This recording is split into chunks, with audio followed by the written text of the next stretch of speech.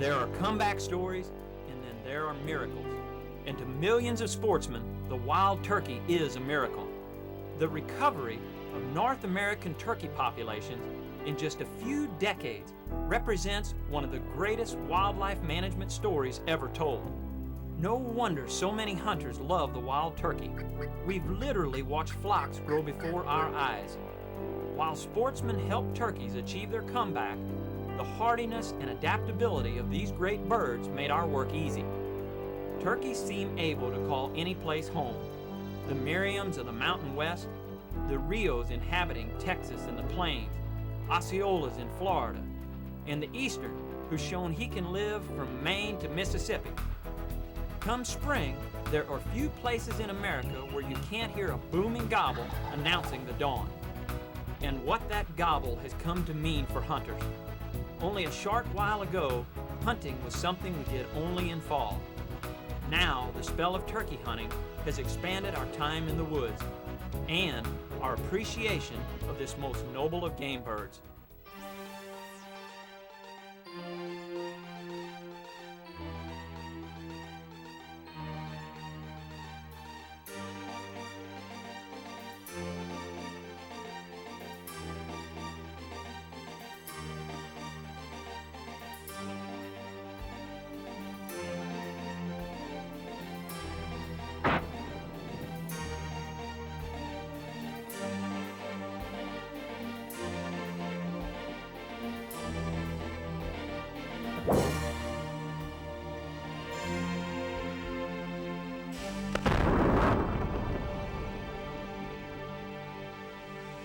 Talk about drive you mad. Now this will drive you mad. You guys get up every morning at 4 or 5 o'clock in the morning, go out, climb a stand. It's 20-degree weather. It's bitter cold, rain, wind, snow. You're fighting the elements. Well, it's right here. This is what drives us out there. I want to promise you that is what we wait all year for.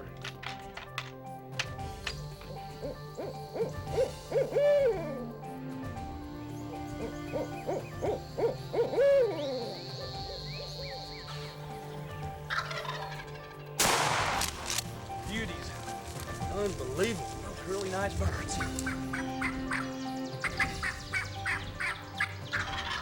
Kill that one.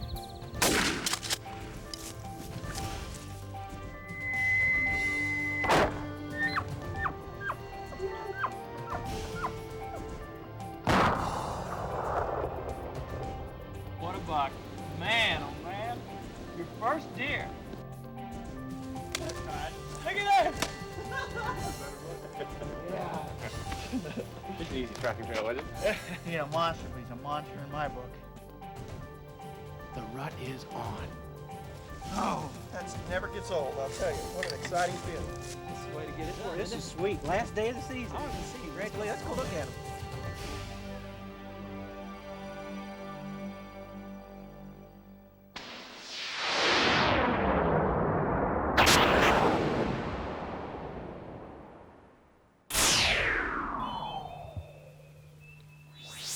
Hi, I'm Mark Drury, and welcome to Longbeard Madness 2.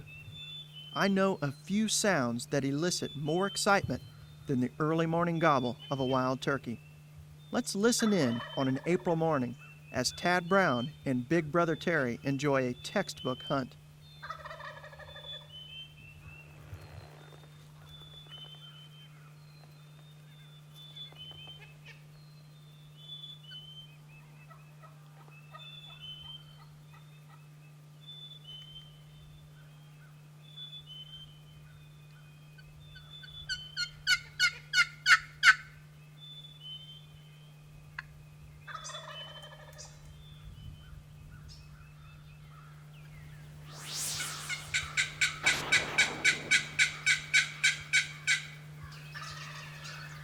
One of the most challenging times for any hunter is the period between a bird's initial gobbling and his flight down to the ground. Tad decides to use some aggressive yelps on the new Mini Master box call to help lure this longbeard down into the field.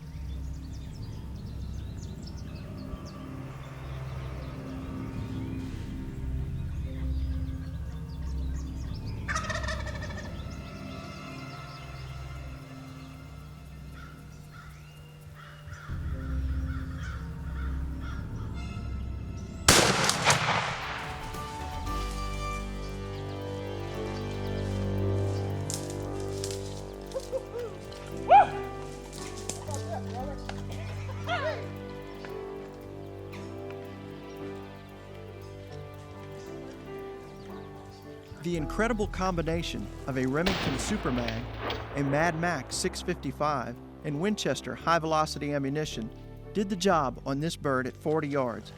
Watch closely throughout this video, and you'll see time and again the awesome patterns this combination yields.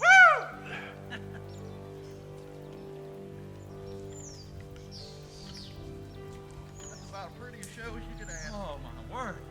Did he take his time? He was slow and cautious, wasn't he? Doggone, I'll say. He wasn't gonna come in there charging, was he?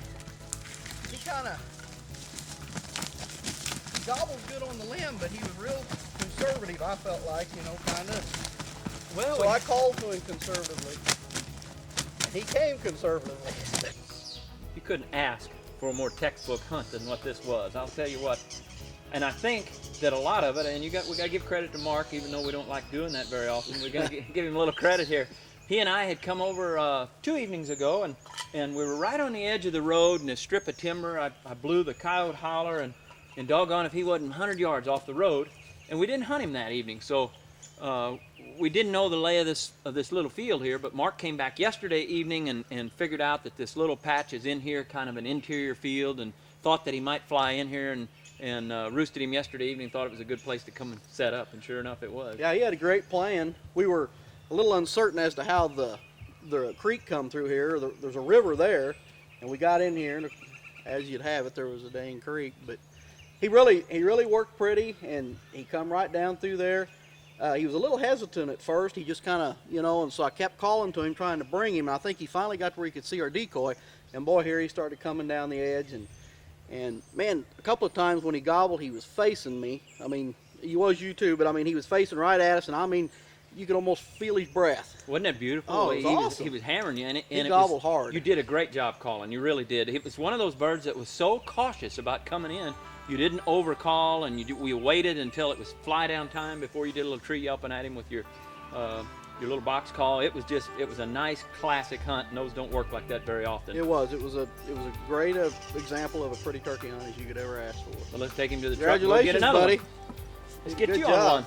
I'm for that.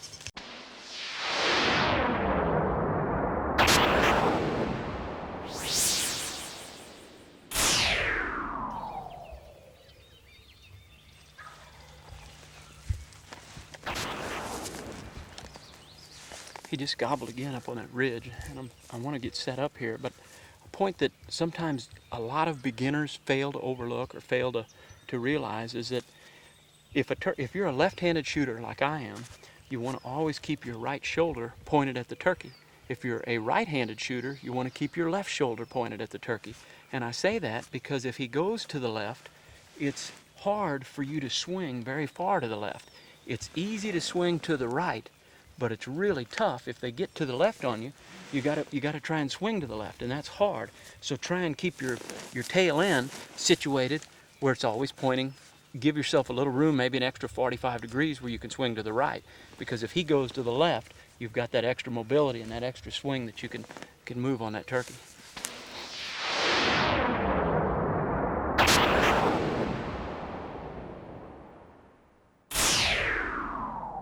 Each and every spring, our cameras enjoy a northward pilgrimage to the rolling farm country of southern Iowa. And each year, we enjoy some of the best gobbling and strutting action imaginable. Last season was no different, as Don and Candy Kiske hosted us to some Longbeard Madness that we won't soon forget.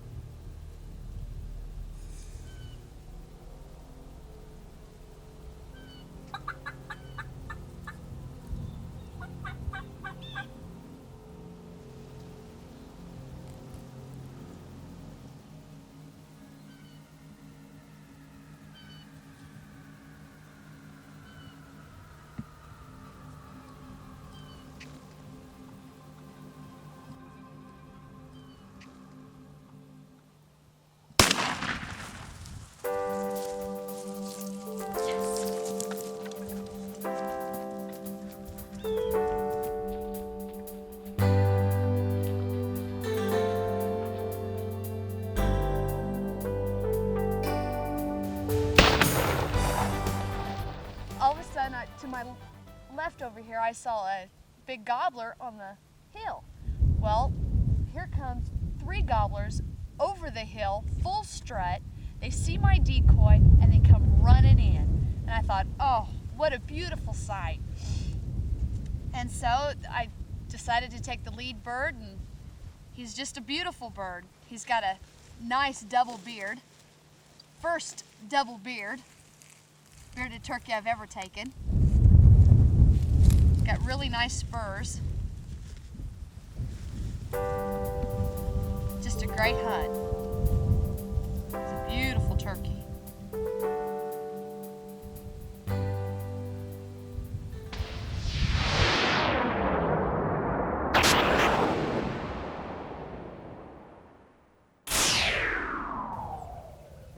There he is. Right down the crest of the hill. He's got 4 hens with him. The way this ground lays here, we might try to break around this hilltop and try to crawl in on him, see what happens. I can get pretty close to him right here. Full strut right there.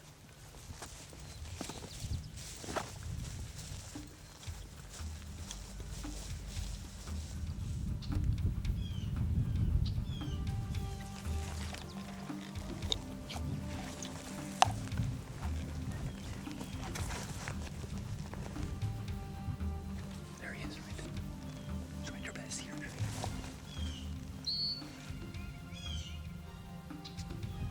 Here, drop it.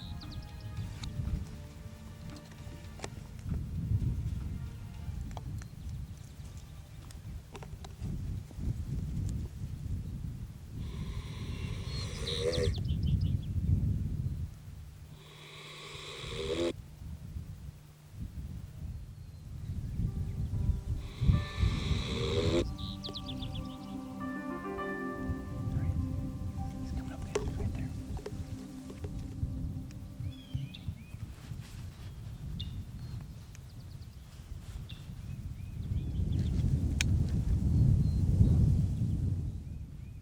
Okay.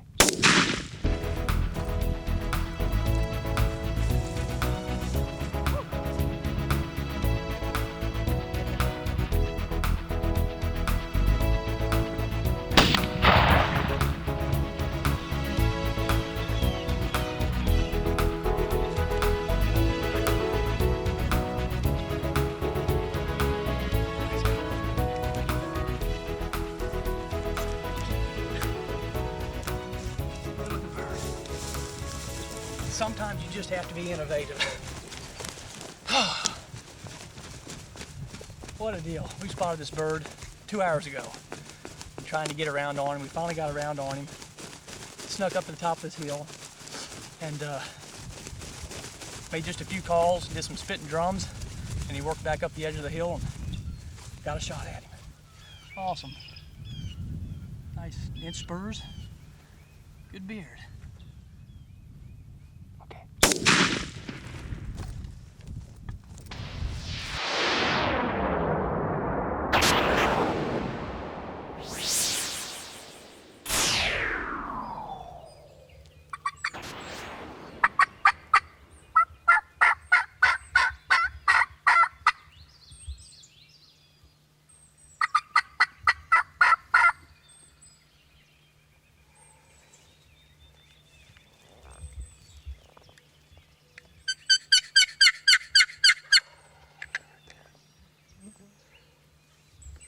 Well, there's an interesting point right there. I've been working this turkey. He's stuck out there at about 150 yards, and I've been working him with a mouth call, and he shut down on it. The moment I switch sounds to the mini master, he gobbled right away. And that's a good tip or a good point. When they wear out or their battery wears down on one sound, switch sounds and see if he won't gobble again. I don't know that he's necessarily coming, but I constantly am switching sounds to get him to re-shock, because a lot of times when you work turkeys, when they gobble in response, half of it's lust or interest in your calling, and the other half is shock. So keep that shocking property in there and change sounds on him. Locator calls are the same way.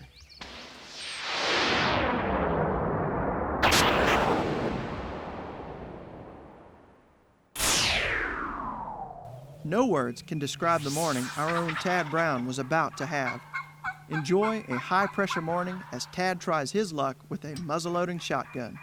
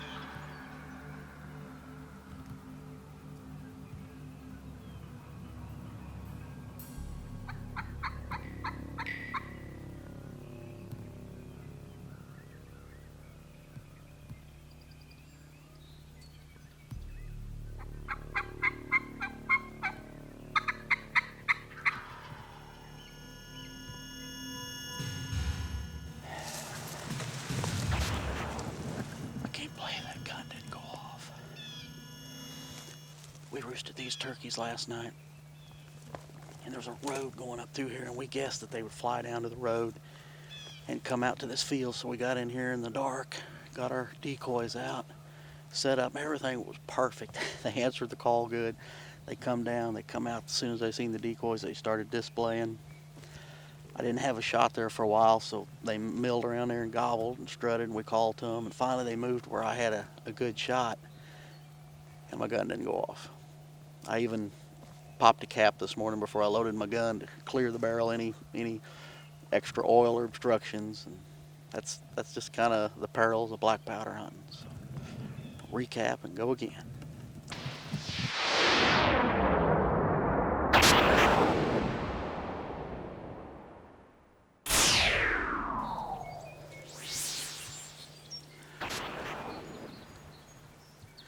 He just pitched out of those trees. He's right in the edge of the plowed field across there.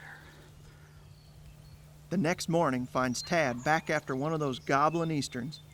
Only this time, his choice of weapon loads from the other end.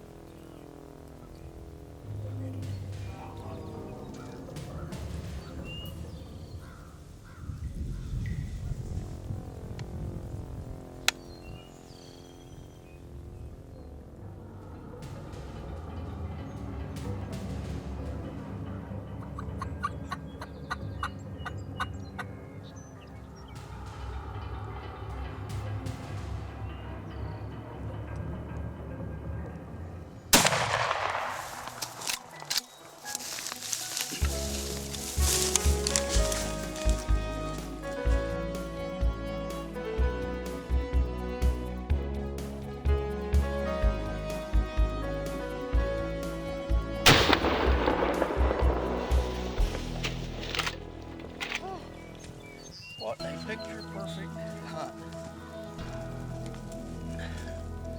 Oh, that was beautiful. That was gorgeous. Oh, goodness. Oh, I tell you what, every turkey I kill like my first one, it just gets my heart pounded.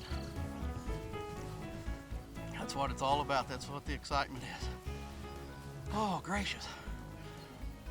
My mouth got so dry I couldn't hardly work my mouth call. It was pretty much textbook. We we talk a lot about getting in on turkeys on the roost and having them fly down and calling them to you. And nowadays, it seems in most cases, that's not how your hunt turns out. It's usually you chase them around, and you kill them later in the day, like 10 o'clock or so. And the textbook hunts right off the roost seem less frequent, but this one was perfect. We come in last night and roosted these turkeys, roosted several different ones, and got in this morning early under the cover of darkness.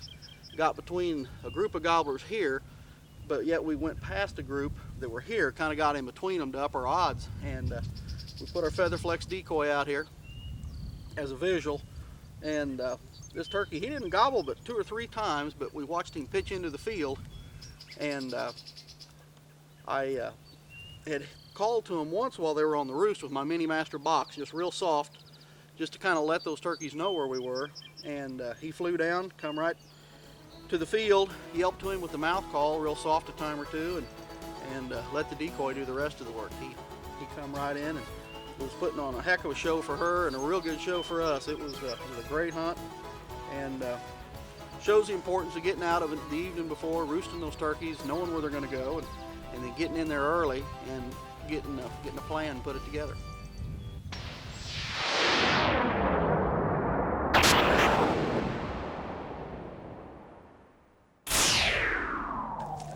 Let's stop right here. Let's check them. I think that bird was down this bottom somewhere.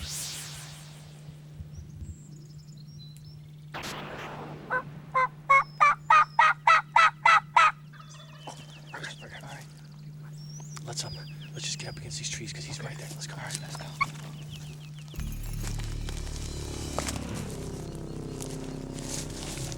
John Odell is no stranger to aggressive calling tactics, nor is he a stranger to the rolling hill country of central Texas. John's friend, Richard Sines, is once again attempting to guide John on one of his many ranches. If you're interested in an awesome Rio Grande hunt, call Richard at the number found within the credits of this production.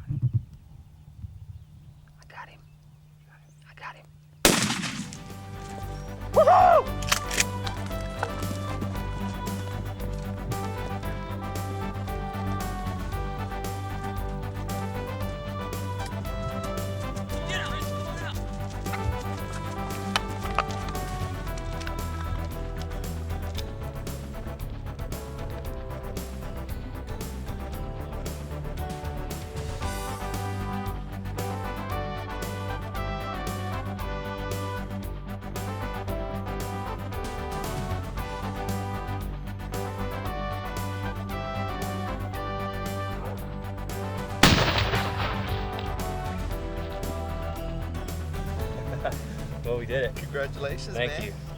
It was a tough hunt. We didn't hear anything on the roost this morning, and fortunately, you'd been scouting, you'd done your homework, and you knew these birds were back in this part of the ranch, and you suggested that since we didn't hear anything on the other side, let's get in the truck, head over here, and get out and just try and strike one. And we're not probably 100 yards from the truck. We're not even 100 yards. I mean, it's a tough day with the overcast and the rain. Yeah, and it's been raining, and man, that's where the good calls, the high frequency, had paid off. I mean, we kept on, and I mean, we barely had time to set up. Yeah, once he came quick. Yeah, so the shot was tough because of the cedars and so forth. But I mean, I'm glad you got a shot at him, man. Well, hey, I appreciate it. We enjoy this trip every year. We look forward to it. So man, that's thanks awesome, again. man. We're glad to have you.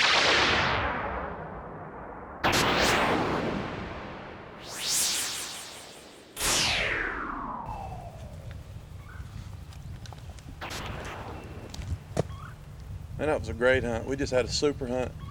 We came in, struck the turkeys in a little river bottom here, and the birds were across the river, and we didn't realize it when we first struck them, and we set up where we first heard them from, and they were just across the river. They wouldn't move, so we went to see what the problem was, why he wouldn't come, and we found that the river was right there. So we looked, and there was a log jam right there. So we crossed the river and got right over and got with him, and that's all it took. We were trying to call him across the river, it just didn't work, and it hardly ever does. If you'll get on the same side of a river or a fence or creek or sometimes just a small ditch, anything, any kind of barrier like that, you want to get on the side that he's on and try to get at his level, and it'll make your hunts a lot more successful.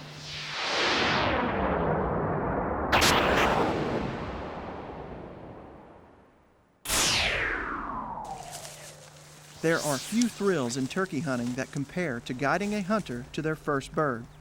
Let's crawl into a known strut zone with Dave and Richard Reisner, as Dave does his best to lure in number one for dear old Dad.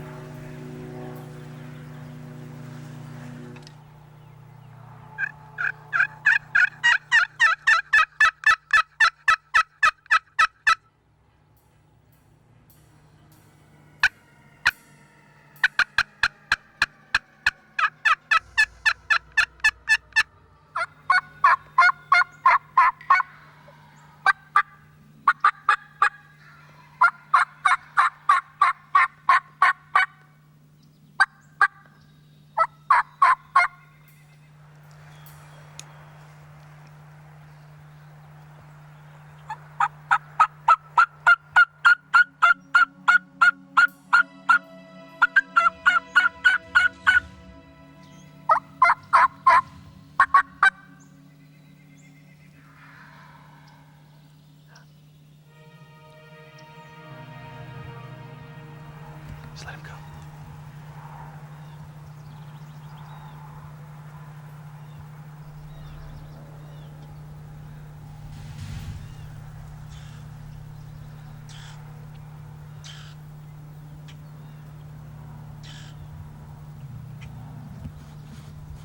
Okay, anytime. Anytime.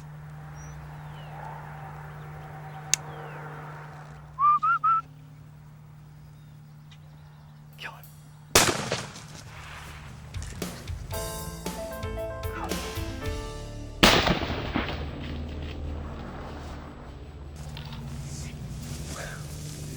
Good shot, Dad. Great shot. Awesome, let's go see him. Well, we had to work for this one a little bit, didn't we? Yeah. They were henned up. They flew down and went away from us. And we kind of kept following them, and we found their strut zone. And we kind of had to sneak up to their strut zone, set some decoys out behind us, and then all of a sudden it seemed like they lost their hens. And I saw one come running. I'm like, Dad, you better get ready. Yeah, it was kind of exciting. I was getting ready, but I was also nervous. This is your first turkey, and it's a heck of a nice one. It's got over-inch spurs come to sharp, double beard, and it's just a beautiful, beautiful eastern. So, well, it's my turn. I think it's time you get one. Yeah. Well, thanks, Dad. I appreciate coming out with me. I know we've talked about this a few years in a row, and I finally made sure you applied for your tag, and we got one our first year out together.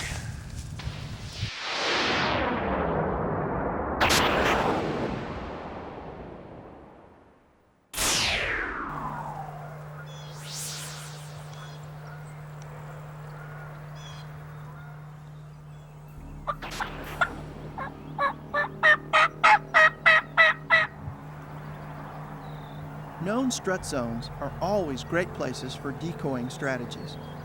Let's again go along with Dave Reisner and John Odell as John tries to pull another keeper from this strut zone honey hole.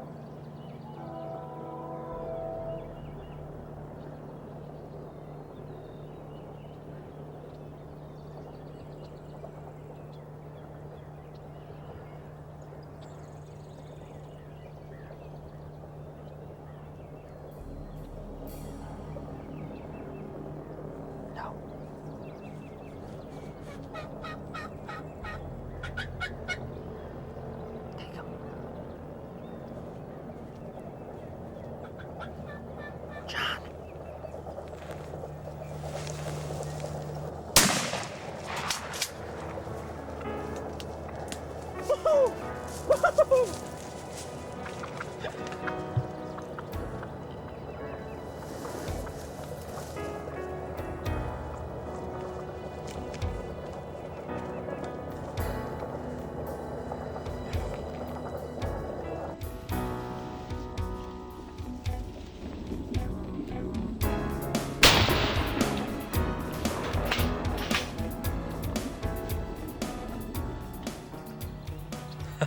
Well, I'll tell you what, this is what drives me mad about hunting turkeys. Sometimes you get up at 3 in the morning, day after day after day for consecutive days, and sometimes you ask yourself, is it worth it? And a hunt like this just reminds you why you're out here. It was a gorgeous hunt. This turkey came right in off the roost, him and his buddy, and we did just a few calls on the shipwreck, and he came right in. We had set up the decoys before it got light, probably an hour before it got light. We'd identified this area as a strut zone in the past, and we knew that a number of gobblers were utilizing this area. So we came in, got the decoys set up, kept the calling to a minimum, and I'd say it was a pretty successful hunt. It's a hunt I'll remember for quite some time.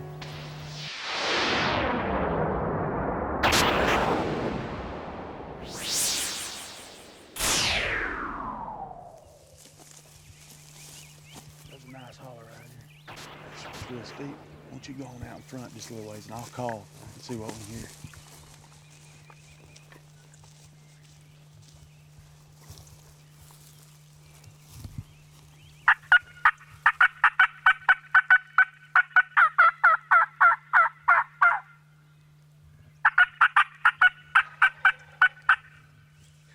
Right there. You hear it? Yeah, yeah. Right here in front of us. I didn't even hear it. And see, that's why we like to get somebody to walk out in front like that, because so many times people stand right here together, and when you're in the middle of the call, neither one of you here, I didn't even hear the turkey. I heard him plain as day right out here in front of us. It was in the middle of your second series. Well, that's smart to do that right there. You bet. Well, he gobbled hard. Let's get on him. Let's get on. We don't want to waste no time.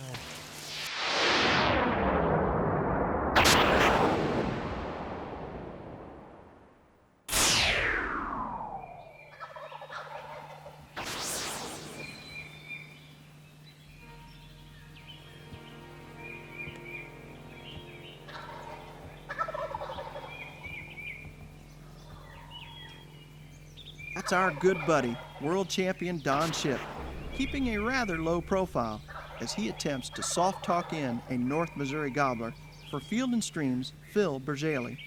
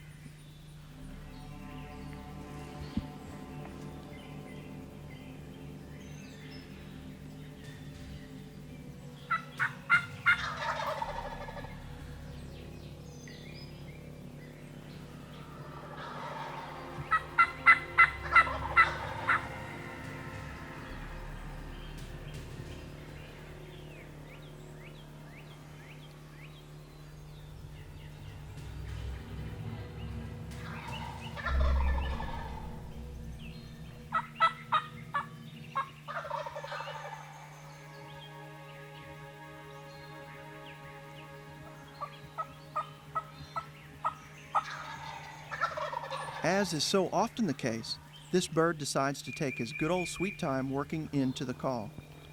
Patience in calling and gun position are critical. Let the bird find you. Be ready at all times and never overcall when a gobbler is this close. You see him? See him, Phil?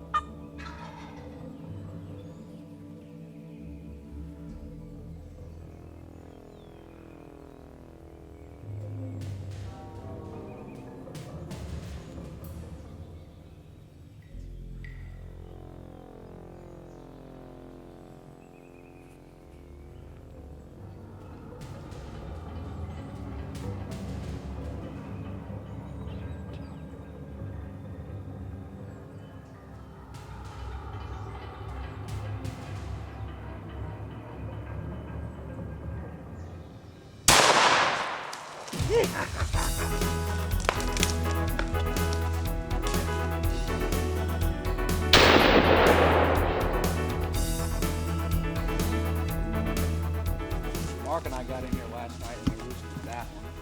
We roosted that one, but we didn't know about that one, and that one. You know, like you said, you and Mark came in last night and we'd split up and tried to roost in other places. Y'all came in here and got these turkeys roosted. And he was hunting another area and we came right on in like y'all did last night. And we got set just right, kind of between the turkeys. And that was exciting, man, I'm telling you. There was the one in this tree, there was that one there, which we never heard, and there was two in that tree over there. Uh-huh. I think that's that one that was drumming on the branches. Yeah. Is the one that we wound up shooting. Well, the key to it, of course, was roosting, of course, but we got in here and got between the turkeys. This bird flew down and wanted to go to where the other birds were gobbling, but this one hung up on a limb a little while, and he wouldn't leave. And then when this one started up here, he finally come dragging on into the decoy. It was just, I'm talking about a super hunt. You know, you go roost and go the next morning and it's not successful. And you go roost, but when you do it and it happens right, that's the most fun hunt you can possibly have. Tell you what, I sure enjoyed it. Well, congratulations, Thank you, man. Doc. Congratulations.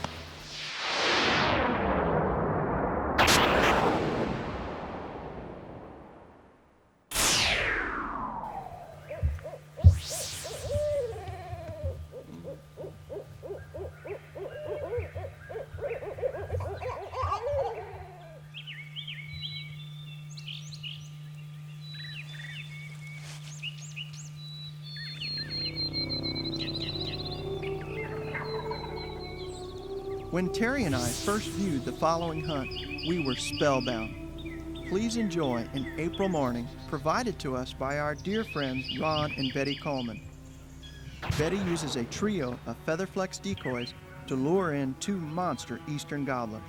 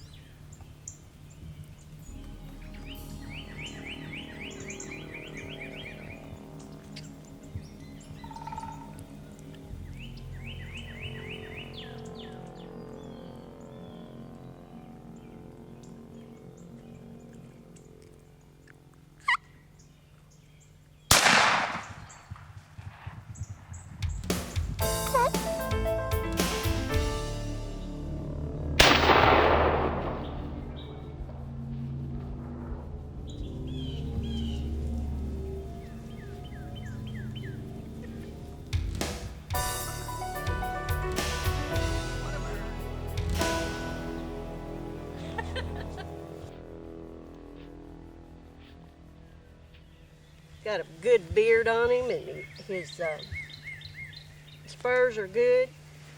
But the color was beautiful. A beautiful bird and big. Any sight this beautiful deserves just one more look. Truly some of nature's finest.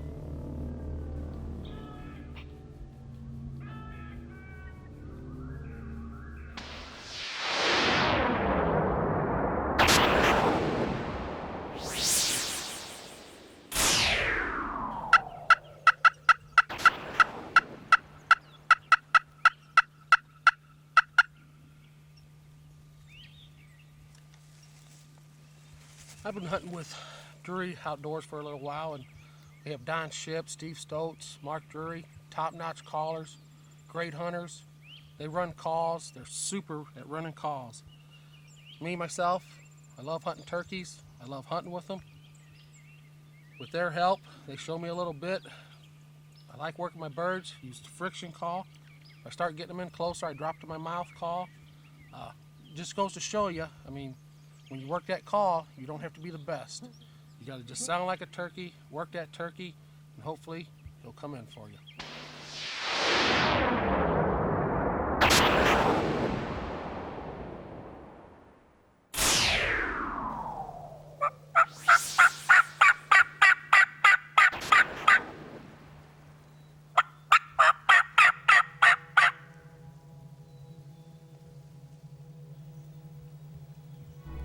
A field full of henned-up longbeards is a huge challenge.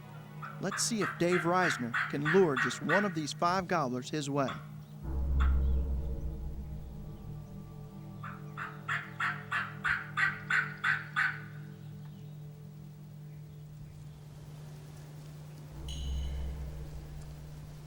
We got multiple gobblers out here strutting for a couple hens. They're all over this field right here.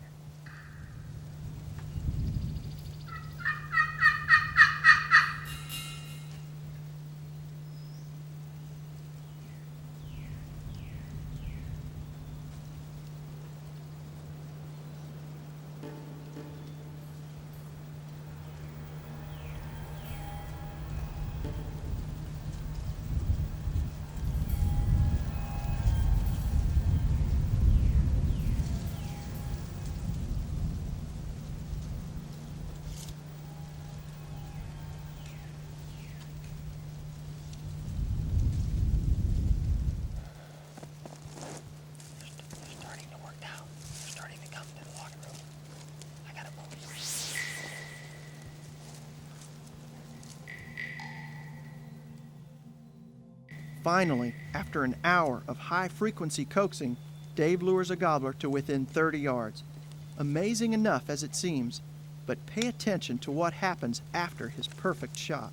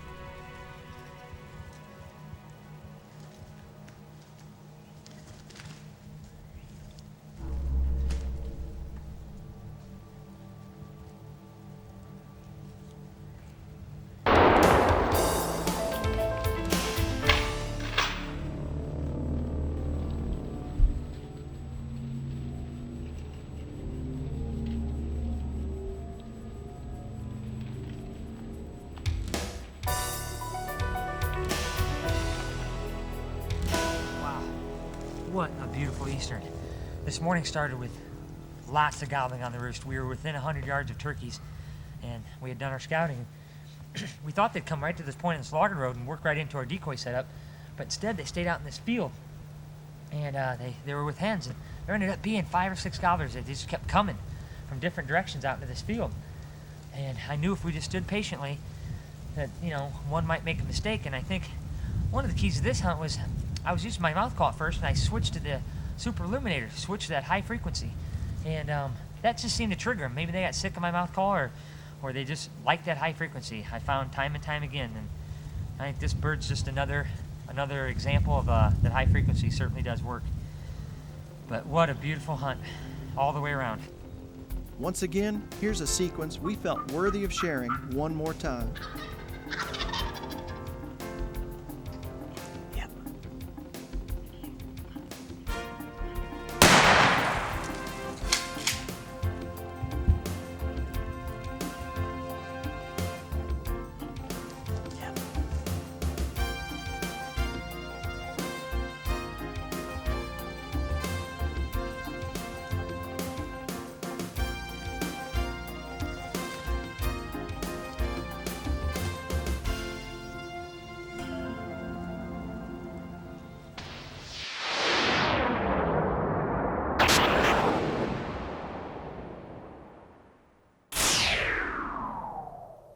Last year, our friends at Turkey and Turkey Hunting Magazine held a nationwide contest entitled Pick Your Pro. One hunter from the thousands who had applied was chosen. Turkey and Turkey Hunting's editor, Brian Lovett, accompanied the lucky winner, Pennsylvanian Rob Rawson, to our North Missouri camp. Rob's guide and cameraman was none other than world champion caller Stevie Stoltz.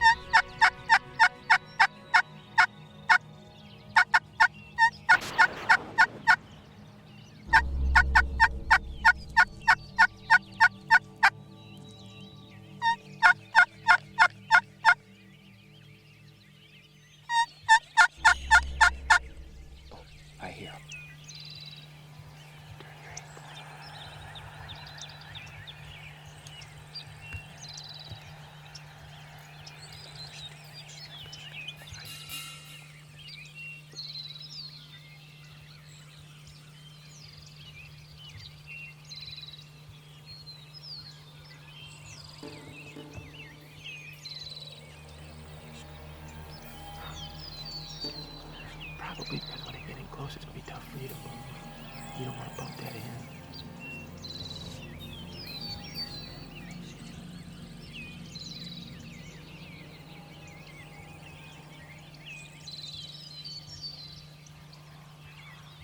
You're fine.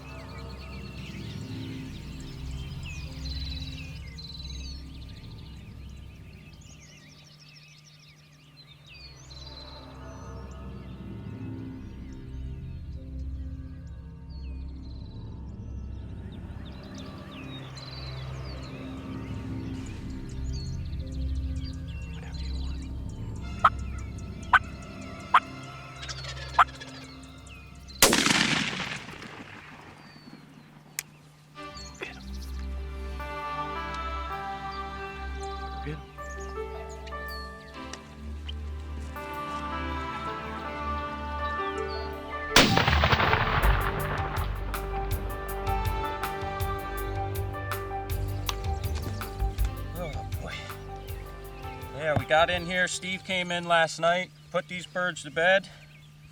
Worked in here this morning a little early, gobbling a little bit. Started calling to them a little, using the old Loman yelper, pump action yelper. And they got quiet on us, but a little patience paid off. We saw some hens come up the ridge, come out on the flat here. Before you knew it, they started working their way in, led by a bearded hen, beautiful bearded hen. She came in and started dusting a little, and then two strutters were following right behind her. Came in here and had a couple more hens follow them up. Got in the range and we took the lead bird. Just an awesome hunt. Nice 3-year-old. Good long sharp spurs on him, heavy beard. Great.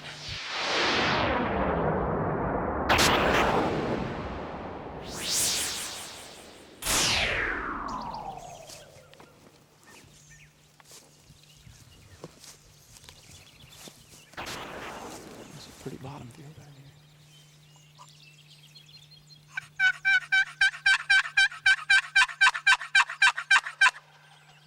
here. Whoa, look at this gobble. He's up in that hollow, and he's up there a pretty good ways.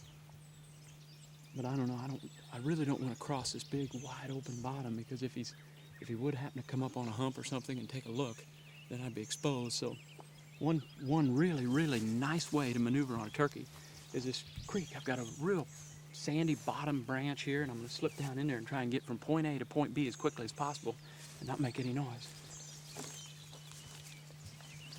Well, there is no sweeter way to manipulate and maneuver on a turkey than a sandy creek bottom. It makes absolutely no noise, and it's a great way to get from point A to point B without them spotting you. This creek is about 12 to 14 foot below that bottom field. It's a sweet way to move on it.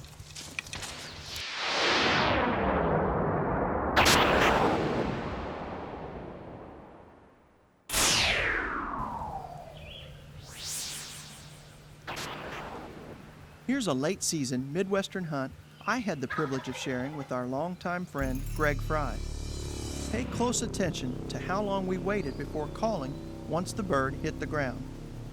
Saying the right thing is certainly no more important than saying it at the right time.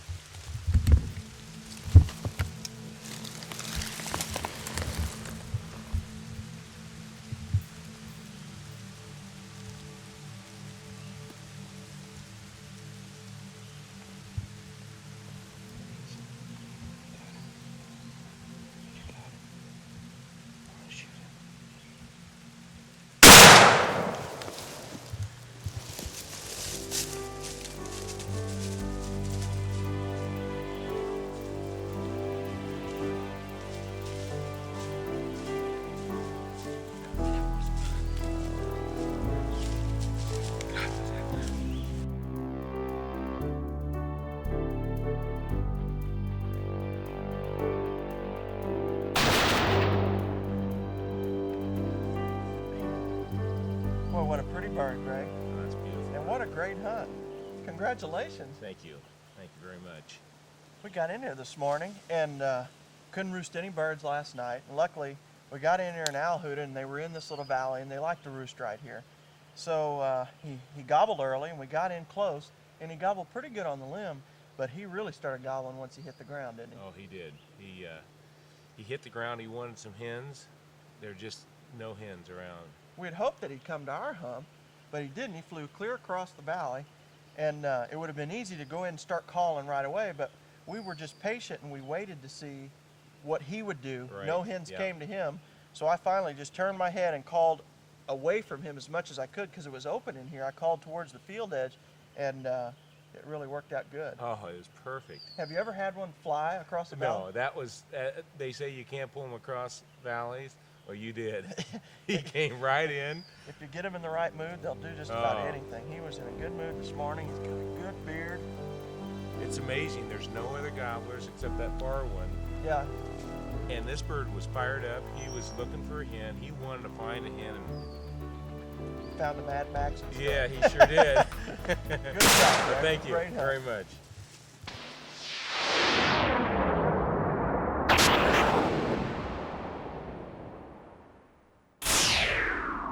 We have been fortunate to hunt turkeys in a variety of different states under varying conditions. I would have to say that the canyon country of southeast Colorado is at the top of my list for overall beauty and quality of hunting. We were hunting with Dean Silva's Trophy Mountain Outfitters. All total, Dean controls 128,000 acres of prime turkey, deer, and elk habitat. I had spoke with Dean several times prior to arriving in Trinidad, Colorado, but nothing could have prepared us for the sights and experiences that lie ahead. Watch, behold, and enjoy these most breathtaking scenes.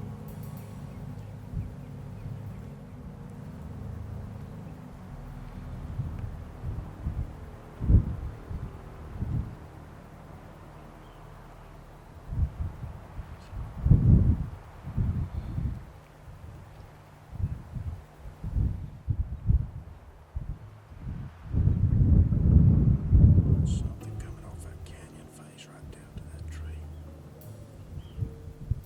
Here comes another one. I've never seen anything like that.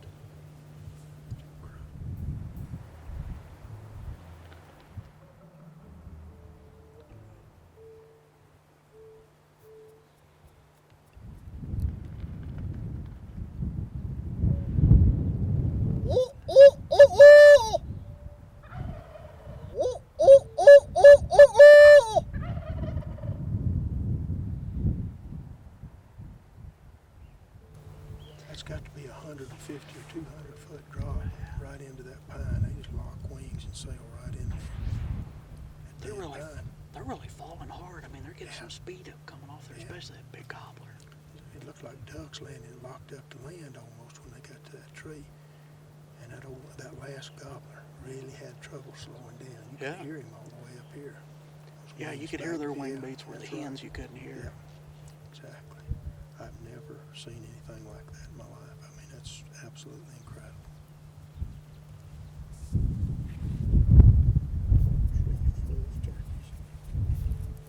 Needless to say, our anticipation of this hunt was at an all-time high.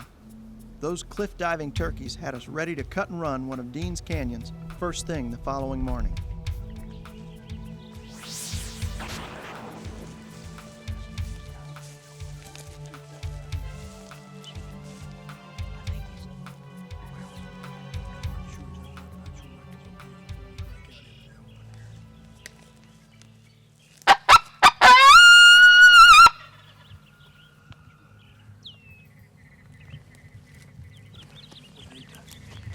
Up here, see if you can get those decoys out. I think he's far enough back up there that you can get the decoys out right there on that point.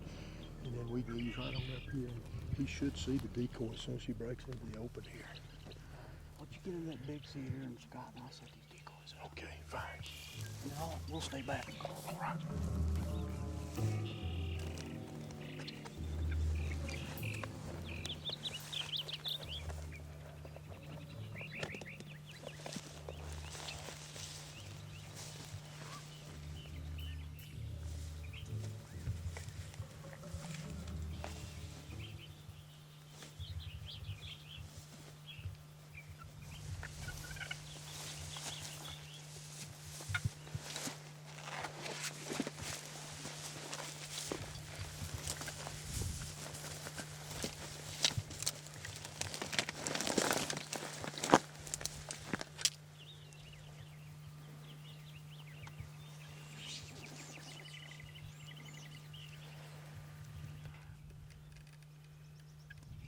listen for.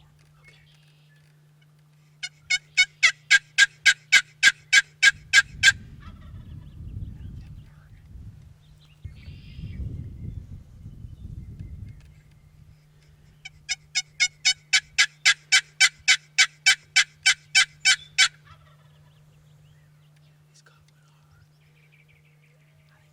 There he is. Let's see the top of his head.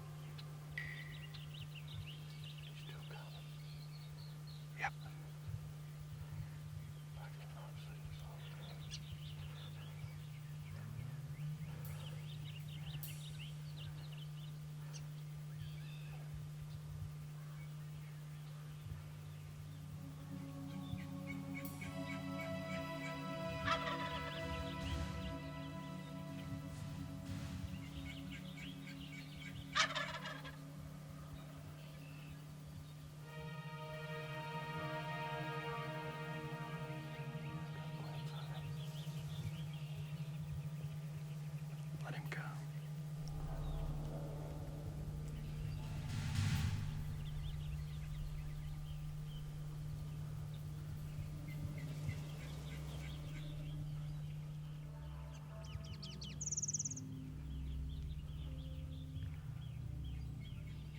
Kill him. Kill him.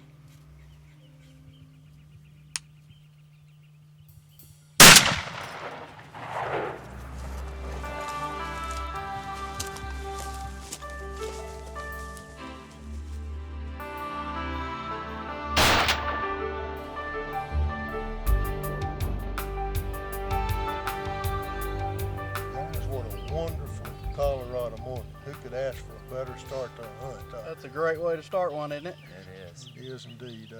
Scott, tell us a little bit about this beautiful canyon that we came down in here. And I guess these birds have been here a long time? Oh, forever. It's called Chiquat Canyon, and it goes, you follow this around through, it's 18 miles through here, and it just makes you a loop around here. And these turkeys in here, they haven't been hunted a whole lot, but one thing about them, they'll gobble, and with this echo and everything, it's hard pinpointing just exactly where they're at. Sometimes you'll think they're over here, and then you find out that they're over here. Well, Tad had the answer. He got that coyote howler going, and man, from that point on, things fell in place, didn't they? Yeah, we've got this road where we're driving through this canyon, and you said we'd just ease our way in, and we used our new power howler we got coming out next year, and man, in this canyon it carries. Once you got to sit down, I worked that turkey with our Mini Master box call. It's a new call we got coming to the market this next year. It's a little call with a big sound. I mean, it. Well, the first time you hit him with that, he loved that high pitch. He came in and hammered on it, and I don't know how much you could tell. I know you two guys were back behind, but he absolutely loved it, and he was coming steady and answering that call right along, and did what you want a turkey to do. And man, yeah, we got the end results we were after, that's for sure. Aren't these Miriam's things of beauty too? I mean, look they at are those, very those pretty white subspecies tip, cream of turkey. tip feathers. I think they're the most beautiful turkey, and what a glorious way to start a hunt.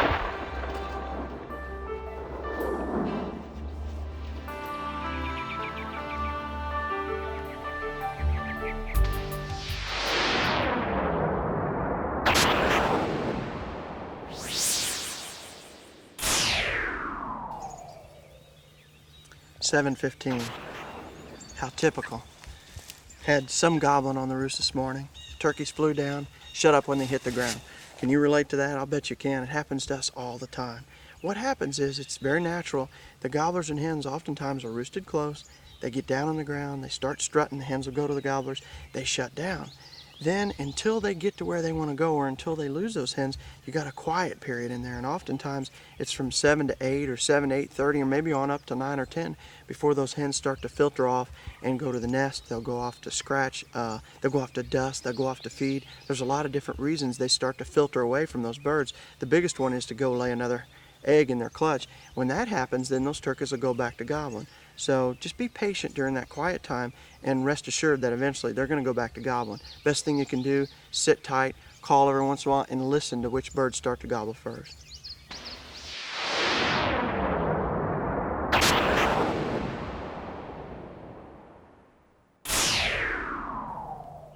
One of the many luxuries of hunting these vast canyons are the ever-present bird's eye views one receives.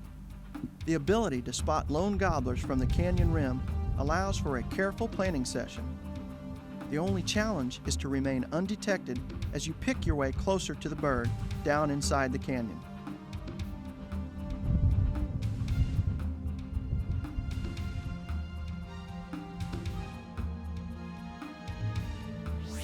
That tiny black dot in the middle of your screen is an adult Merriam gobbler at an estimated distance of 1/2 mile. And believe it or not, he was coming.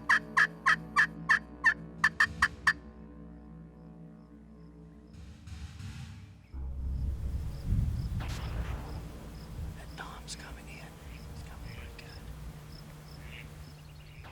He's really calling good. He's coming, gobbling on his own. We can see him out there moving through the cactus, getting closer to us all the time.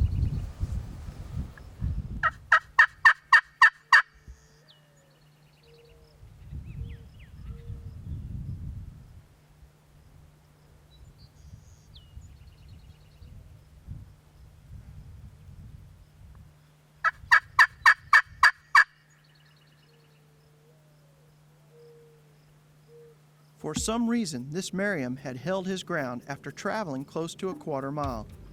After a quick huddle, we decided to get aggressive and move in.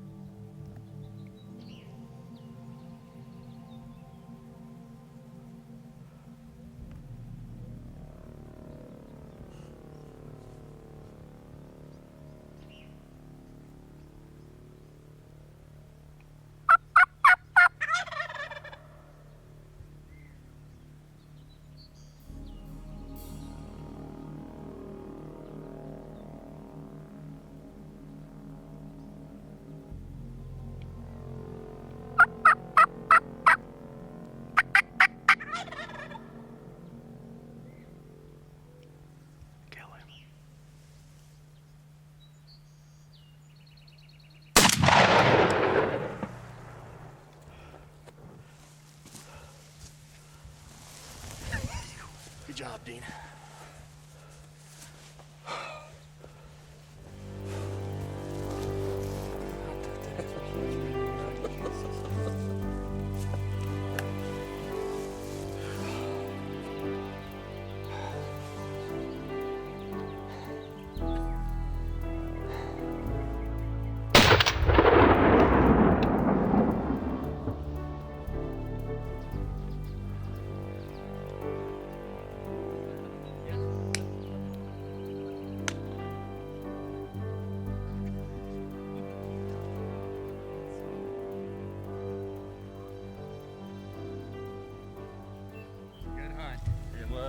we got to climb back Now to the to top. climb back out.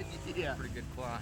We better get out of here before that storm comes in, too. It's going to rain here just a little bit, and we're going to get wet if we don't get out of here and get back to camp. At least it's starting to cool down. Yes.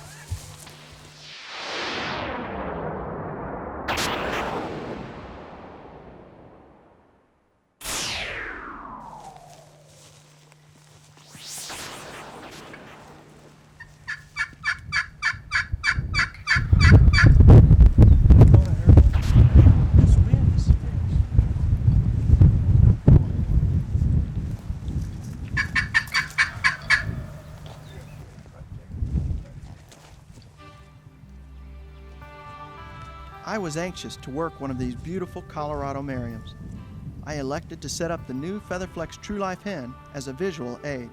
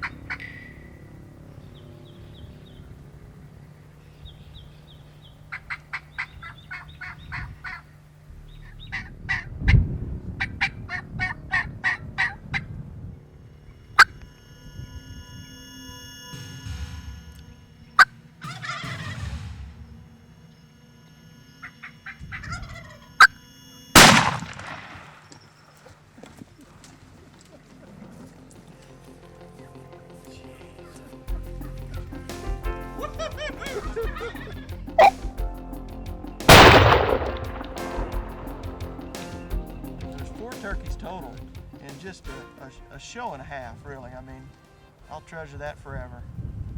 It's a magical moment just to be a part of, and to see that the way I saw it, and boy, he was so pretty. Oh. From the time he hove into sight, he was a glory to behold. Well, that's only my second Merriam, but well, you'll hunt a long suffice time. it to say, it's going to be my best one. That's the most beards I've ever killed on a turkey right there. That is a long time before you kill a turkey like that. That's awesome, guys. Thank you.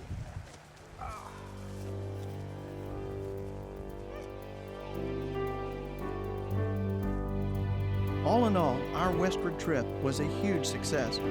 If you're at all interested in the Merriam hunt of a lifetime, call Dean Silva at Trophy Mountain Outfitters. He'll show you a hunt you'll never forget. I'm Mark Drury, and on behalf of Terry, myself, and the entire Drury team, we'd like to say thank you for choosing a Drury Outdoors production.